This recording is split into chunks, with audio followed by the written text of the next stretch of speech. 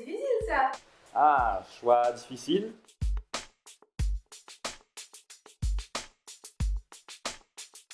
Alors, je suis bénédictin avant tout. Je suis né à Saint-Benoît. J'ai grandi à Bras-Fusil. Mes parents y habitent d'ailleurs toujours. Et aujourd'hui, à 40 ans, j'exerce le métier d'avocat ici même, dans la commune de Saint-Benoît. Sabrina Ramin, conseillère départementale, j'ai 42 ans, je suis une mère de famille, j'ai habité à Beaufort et j'ai commencé la politique à l'âge de 23 ans. J'ai comme profession d'être rédactrice territoriale dans une collectivité. Alors je veux être la mère de l'ensemble des bénédictins, faire de Saint-Benoît une ville dynamique, innovante, où il fait bon vivre. Je souhaite être la mère dont toute la population a besoin, c'est-à-dire une vraie présence, une vraie disponibilité à l'écoute de l'ensemble des concitoyens de Saint-Benoît.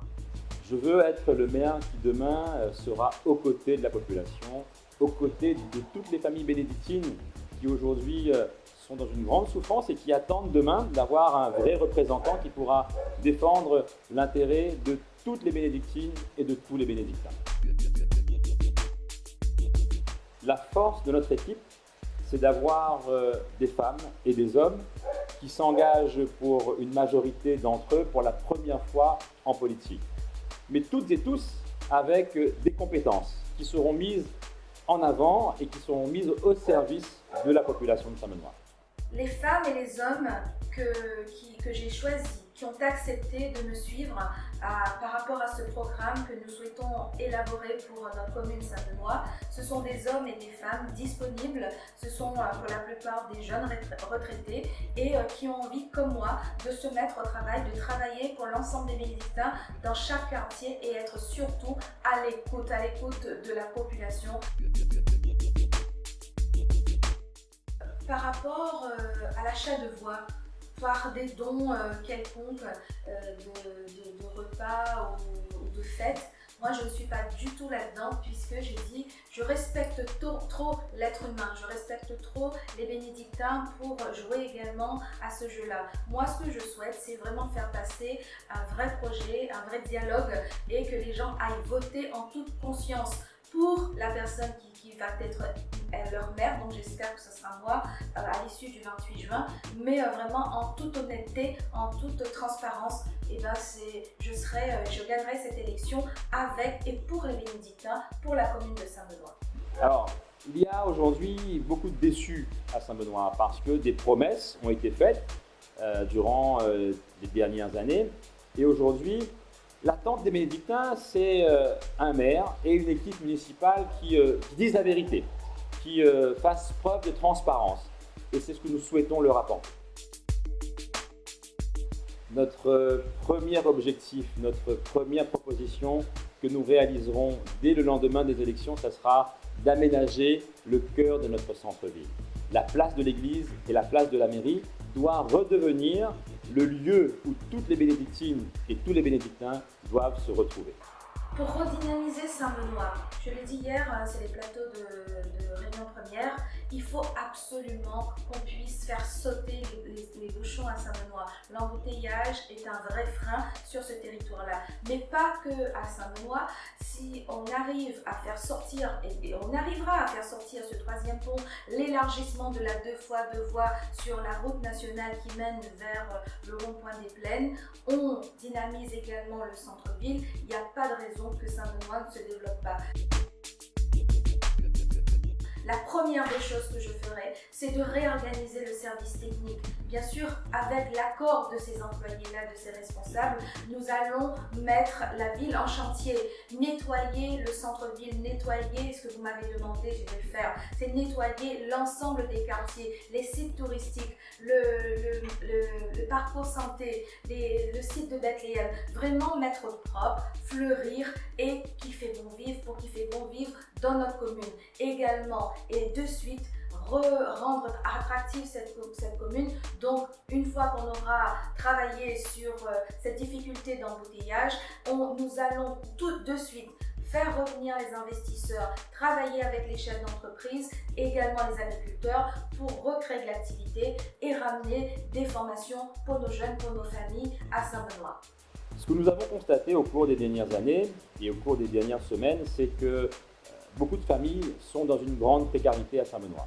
C'est la raison pour laquelle une des mesures phares que nous proposons, c'est de mettre en œuvre la gratuité de la cantine scolaire pour tout simplement faire preuve de justice sociale.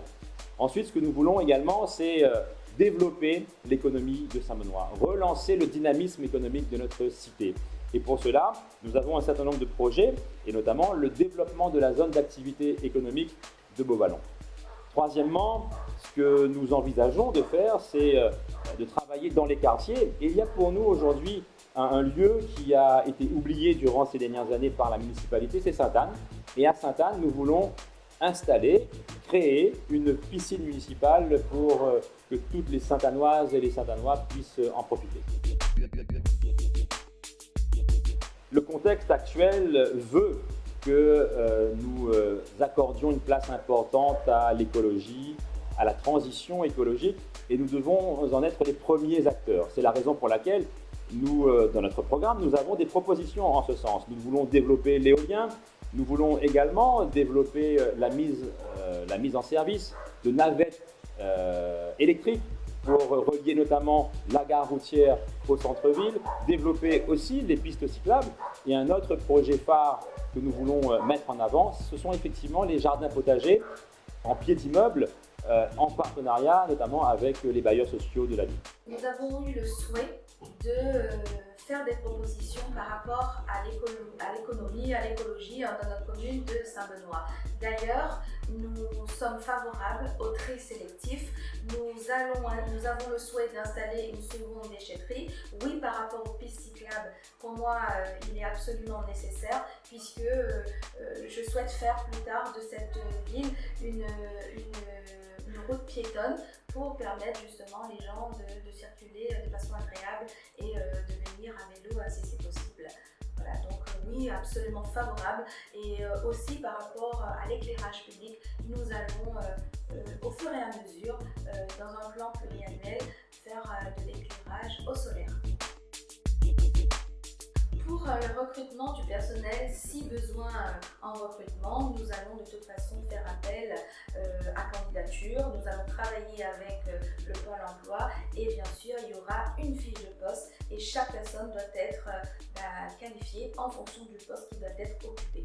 Il faut savoir tout d'abord que la commune de Saint-Benoît a recruté déjà aujourd'hui beaucoup. Il y a plus de 1400 agents communaux qui sont au service de la population. Nous avons par ailleurs une situation budgétaire qui est extrêmement compliquée, ce qui m'amène à dire, en toute honnêteté, que dans les prochaines années, Saint-Benoît ne pourra plus embaucher autant qu'elle a pu le faire dans le passé. Mais si on devait effectivement recruter de nouveau, nous le ferons en toute transparence en mettant en œuvre notamment des commissions au sein desquelles pourront siéger les syndicats notamment, et qui devront faire preuve de la plus grande transparence. Votre question me permet de rappeler qu'en 2017, j'ai quitté la majorité municipale à laquelle j'appartenais en raison de la volonté d'augmenter les impôts. Donc mon objectif à moi n'est pas aujourd'hui, si je deviens maire de Saint-Benoît, de procéder à cette augmentation d'impôts. Il faudra faire des économies. Il faudra aller chercher l'argent là où il est et non pas dans les poches des bénédictins. Mon objectif, c'est d'éviter que la commune ne soit mise sous tutelle, parce que la mise sous tutelle serait synonyme justement d'augmentation des impôts et de gestion de notre commune par le préfet. Moi, ce que je veux, c'est que ce soit le maire de Saint-Benoît qui décide pour les bénédictins avec les bénédictins. Alors pour ma part, je ne souhaite absolument pas une augmentation des impôts puisque nous sommes la seconde commune à être au taquet par rapport à cette taxe, par rapport aux impôts. Donc il n'est absolument pas envisageable pour moi, parce que je suis une bénédictine et également je paye des impôts comme toutes les familles de Saint-Benoît. Donc nous allons tout faire pour qu'il n'y ait pas d'augmentation d'impôts. Mais maintenant, je ne peux pas vous garantir puisque cette commune, vous le savez, elle est hyper endettée. Nous allons voir comment faire au mieux les choses. Ce n'est pas une promesse, mais ça sera une grande volonté de ne absolument pas augmenter les impôts durant ma mandature. Alors une fois à la commande, si vous me permettez d'être maire, j'ai le grand souhait profond de travailler également avec l'ensemble des bénédictins parce que dans chaque quartier, chaque bénédictin, chaque famille doit être actrice, acteur du développement de leur quartier et donc de Saint-Benoît. Moi, mon équipe, nous avons proposé un programme, un projet qui a été élaboré en lien absolu avec l'ensemble des concitoyens de cette commune. Donc, pour continuer, j'ai besoin absolument de vous avoir également à mes côtés dans votre quartier et du coup, pour nous faire remonter également vos besoins et faire en sorte que nous fassions du bon travail ensemble. La citoyenneté, la démocratie participative est un volet important de notre projet communal, de notre projet pour Saint-Benoît. C'est la raison pour laquelle nous proposons l'instauration de conseils citoyens dans chaque quartier, où chaque habitant pourra participer au développement de sa cité, de son quartier, de son territoire, de sa rue.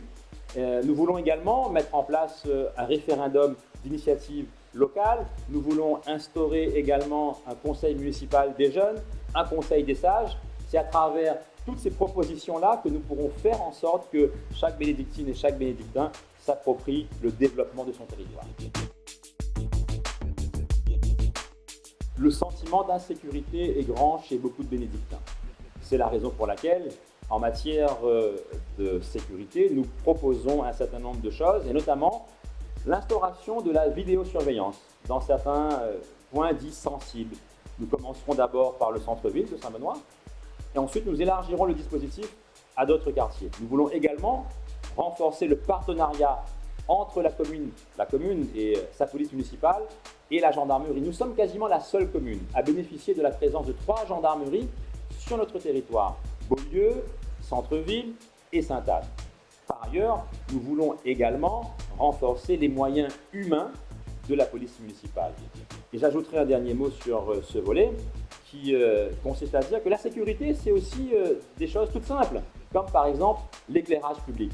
Il faudra faire en sorte que dans chaque rue de Saint-Benoît, il y ait de l'éclairage public pour rassurer chaque bénédictine et chaque bénédictin. Alors le maire est garant de la sécurité sur son territoire et donc nous allons travailler très prochainement avec l'ensemble de la police municipale, la gendarmerie qui se trouve sur notre territoire pour permettre beaucoup plus de rotation dans des quartiers un petit peu en difficulté et qu'il y ait une vraie cohésion, un vrai travail entre ces forces de l'ordre, le maire et faire en sorte que nos citoyens se sentent en sécurité dans leur quartier, dans leur maison. Saint-Benoît est une terre agricole et nous devons absolument soutenir les agriculteurs qui se donnent sans compter chaque jour. Et là, durant le Covid, nous avons vu l'importance de nos agriculteurs sur le terrain. Et donc, oui, pour ma part, je travaillerai en étroite collaboration avec le conseil départemental, avec la chambre d'agriculture pour soutenir le monde agricole sur Saint-Benoît, mais également pour soutenir les jeunes qui souhaitent faire de leur métier l'agriculture. Nous allons, par le biais du CFPDA, mettre en place, mieux encadrer la formation. L'agriculture, là encore, est une de nos priorités. J'ai la chance d'avoir à mes côtés Bruno Robert, qui est un jeune agriculteur, qui est le premier vice-président de la Chambre d'agriculture aujourd'hui. Et avec Bruno et d'autres agriculteurs, nous avons construit notre projet agricole pour faire en sorte qu'il soit que ce soit une agriculture raisonnée, une agriculture qui tienne compte de la transition écologique et une agriculture surtout qui soit demain pourvoyeuse d'emplois pour de nombreux jeunes bénédictins qui sont aujourd'hui en recherche de travail.